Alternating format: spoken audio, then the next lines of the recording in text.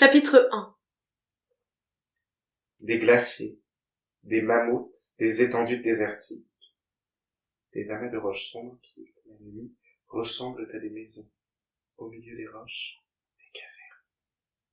Pas moyen de savoir qui barille la nuit sur le sentier empierré passant entre les rochers et, reniflant tout du long, y fait flotter une poussière de neige.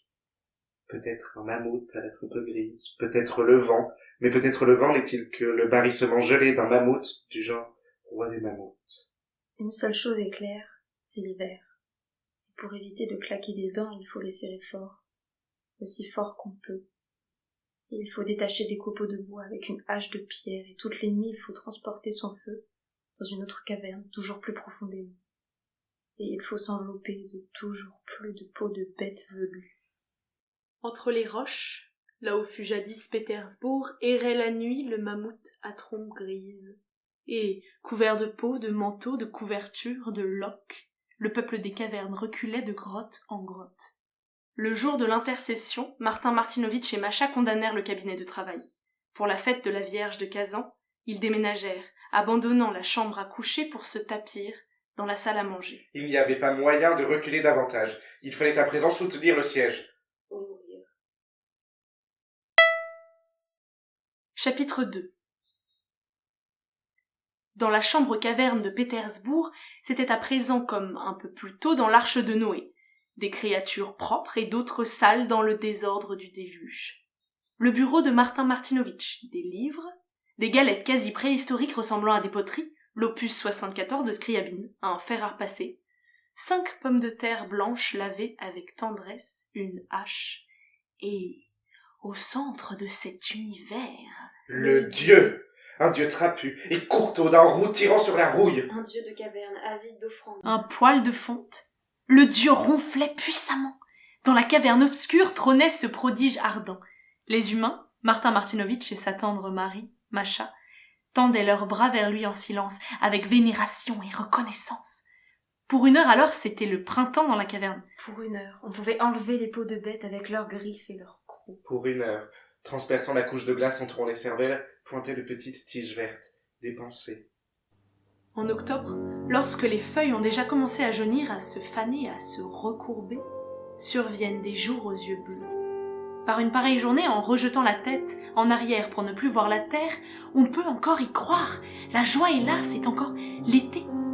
Il en va de même avec Macha, en fermant les yeux et en l'écoutant seulement. On peut s'imaginer qu'elle est celle d'avant, qu'elle va se mettre à l'instant à rire, à danser, vous enlacer. Alors qu'une heure plus tôt, comme un couteau raclant une vitre, sa voix n'était pas la même, elle n'était pas du tout la même. Marthe, as-tu oublié que demain... Ah si, je vois bien que tu l'as oublié. Ah Marthe, comme tu n'oublies jamais avant. Le 29, la Sainte Marie, la Sainte Macha. Le dieu de fonte continuait à bourdonner. On n'y voyait rien. Comme d'habitude, on aurait de la lumière à 10 heures seulement. Tu vois Marthe, en chauffant demain dès le matin, on aurait chaud toute la journée, comme maintenant. Ah, bon, il nous reste quoi? On avait encore un ster dans le cabinet. Depuis longtemps, Macha n'avait pas mis les pieds dans le cabinet glacial. Elle ne savait pas que là-bas, il n'y avait plus un ster de bois, pas même un tabouret ou un porte-manteau qu'on aurait pu brûler. Le nœud se resserrait sans cesse. Un ster! Plus que ça, je crois que... La lumière d'un seul coup. Il est 10 heures du soir. La lumière n'arrange rien. La lumière révèle le visage chiffonné, couleur de terre. Beaucoup de gens ont ce visage d'argile à présent. Et tu sais Marthe, je pourrais essayer... Peut-être que je me lèverais si tu chauffais dès le matin. Eh bien, Macha, bien sûr. C'est à essayer. Bien sûr, dès le matin. Le dieu de la caverne baissait d'intensité, s'apaisait. On n'entendit plus qu'un léger crépitement. Ce qu'on entend à présent, c'est qu'en bas, chez les Obiortitchev, on fend avec une hache de pierre la coque d'une barque. C'est Martin Martinovitch que la hache taille en pièces. Un fragment de Martin Martinovitch adressait un sourire d'argile à Macha, en mettant dans le moulin à café les épluchures de pommes de terre séchées qui servaient pour les galettes. Et un autre fragment de Martin Martinovitch, s'envolant comme un oiseau, se cognait à l'aveuglette au plafond, aux vitres et aux murs. Où trouver du bois? Où trouver du bois? Où trouver du bois?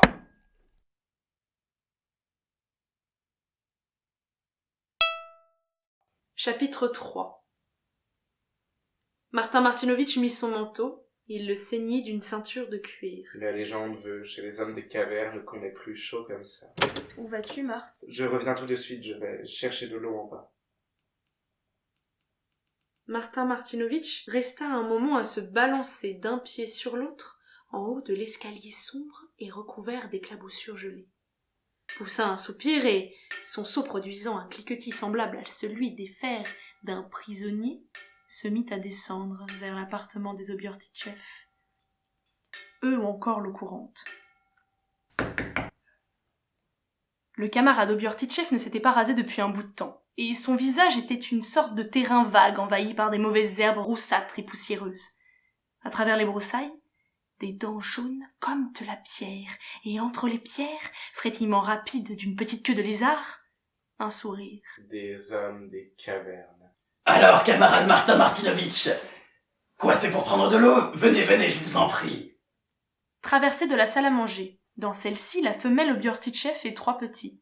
La femelle s'empressant de dissimuler une soupière sous une serviette. Venant d'une autre grotte, le nouvel arrivant pouvait se ruer dessus pour s'en emparer, allez savoir. Dans la cuisine, remplissant de l'eau, le camarade Obiortitchev souriait de ses dents de pierre. Alors, dites un peu, comment va votre femme? Hein, votre femme, comment va-t-elle? Vous savez, camarade Alexei Ivanovitch, c'est toujours pareil. Elle va mal. Demain c'est sa fête et je n'ai plus de bois. C'est la même chose pour tout le monde, Martin Martinovitch. Pour tout le monde, tout le monde. Mais vous avez des chaises, des armoires, Martin Martinovitch, et des livres. Ça brûle parfaitement, les livres, parfaitement. Vous savez bien que ce mobilier n'est pas à l'eau, il n'y a que le piano. Vraiment, comme c'est fâcheux, comme c'est regrettable.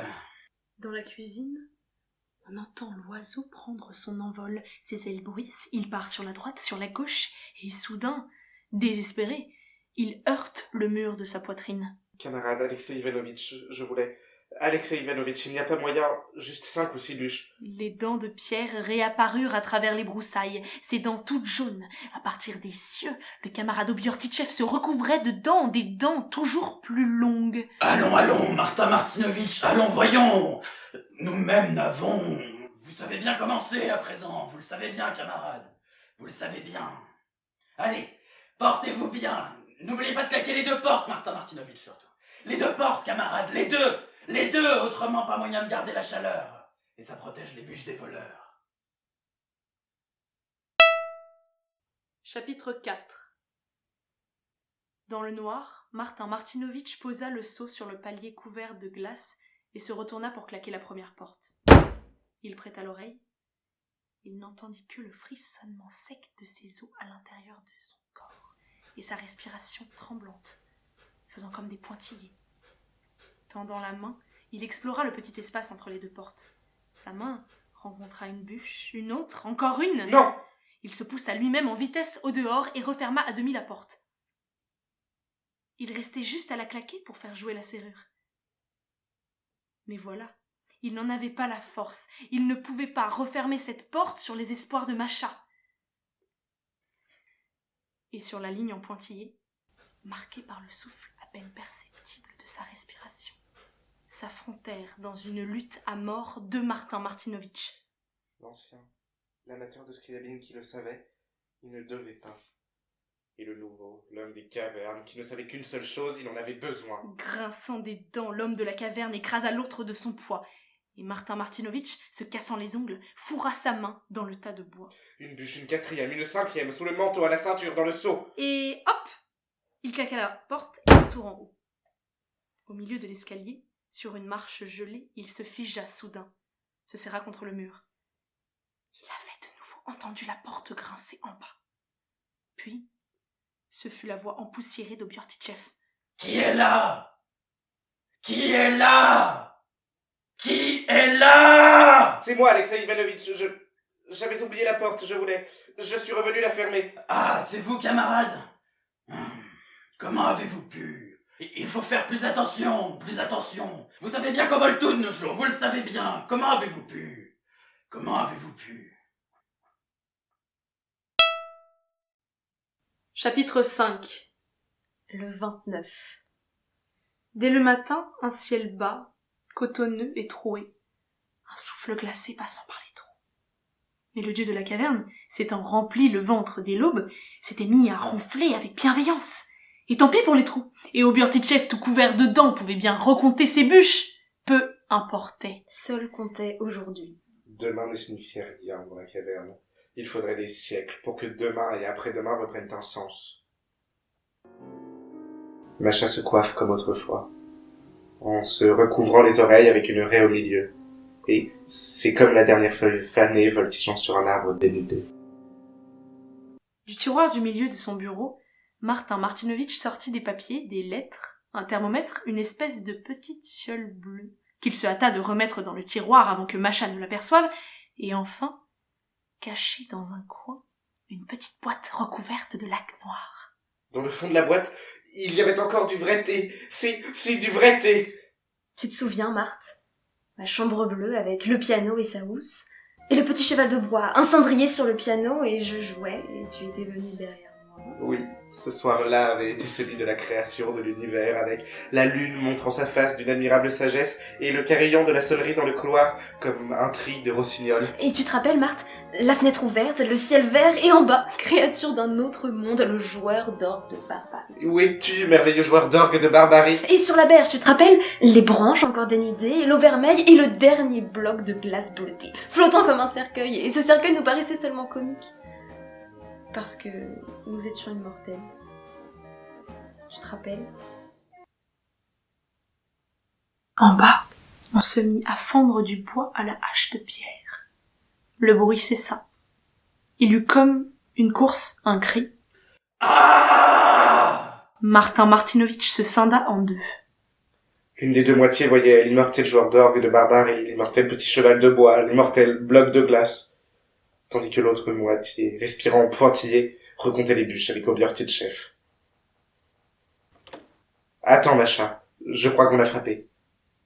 Non, il n'y a personne. Pour le moment.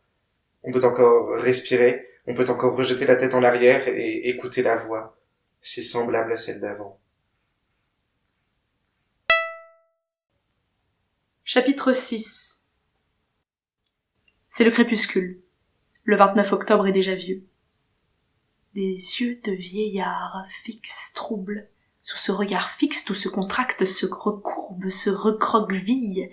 La voûte du plafond s'affaisse, les fauteuils s'aplatissent, ainsi que le bureau, Martin Martinovitch, le divan, et sur le divan, une macha de papier, sans épaisseur. Le camarade Sielikov, le président du comité d'immeuble, est venu au crépuscule.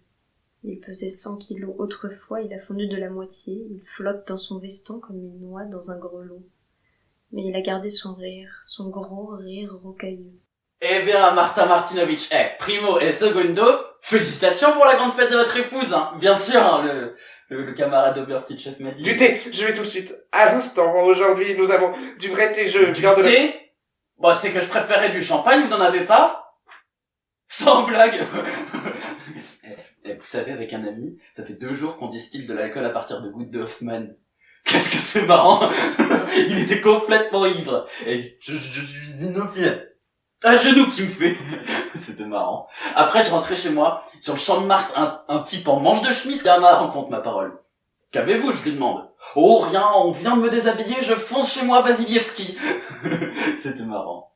Surtout qu'il ne s'arrête pas. Mais Sielikov s'arrêta, eut une sorte de reniflement et se tut.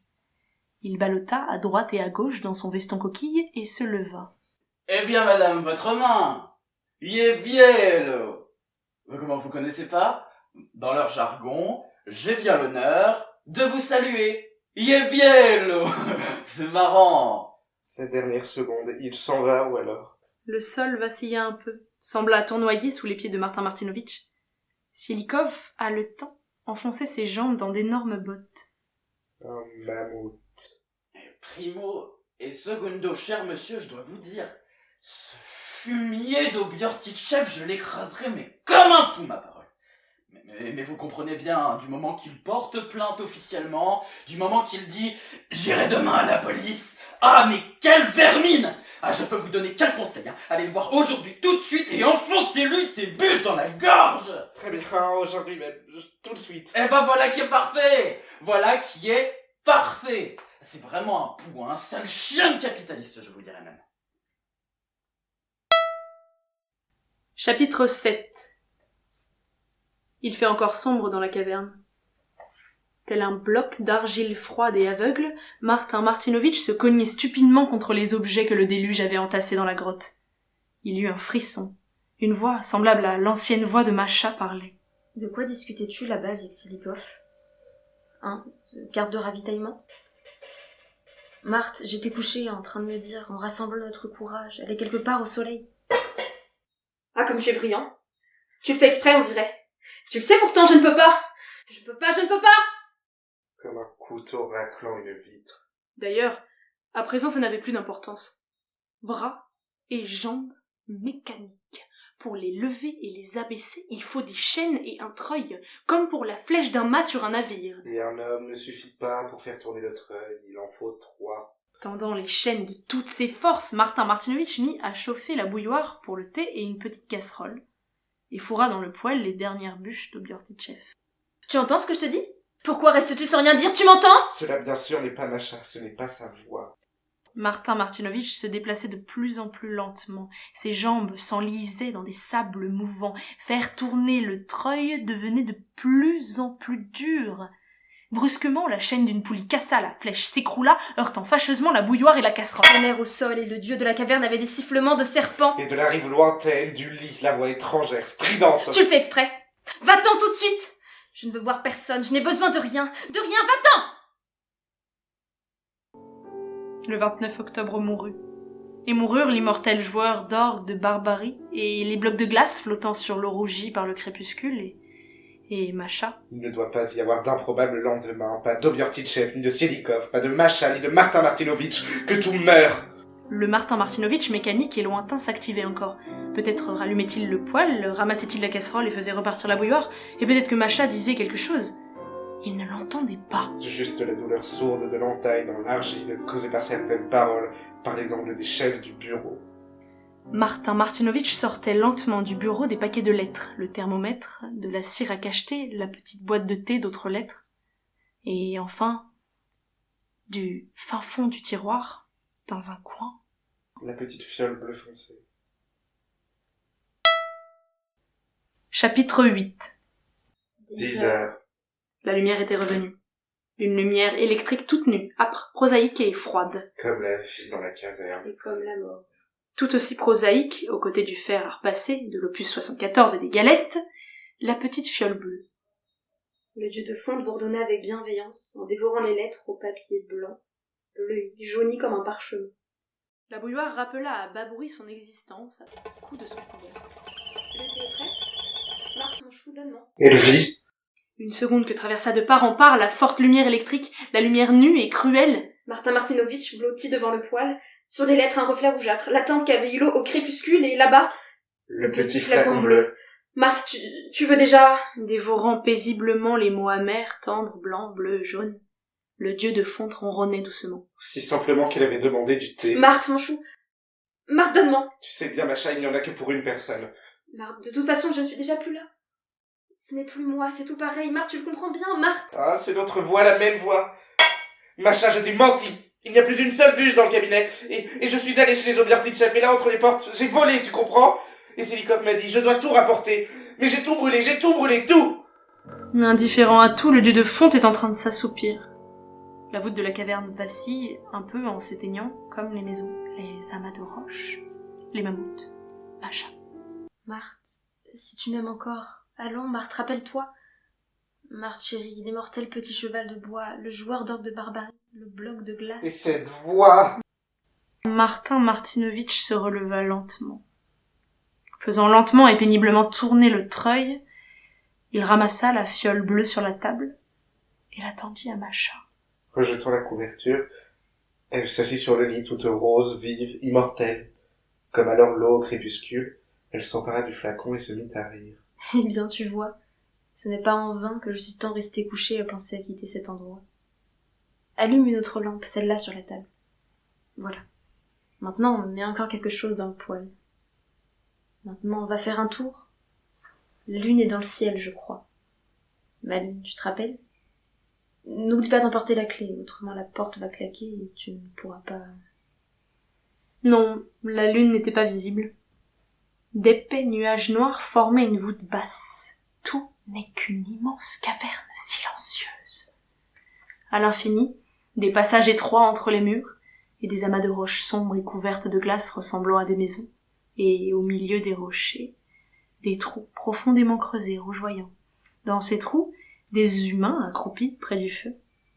Un petit courant d'air glacé court à leurs pieds, soufflant une poussière blanche et, sans que personne ne l'entende, dans la poussière blanche, par les blocs de pierre et les cavernes où se serrent les gens accroupis. De sa démarche de mammouth erre le roi des mammouths.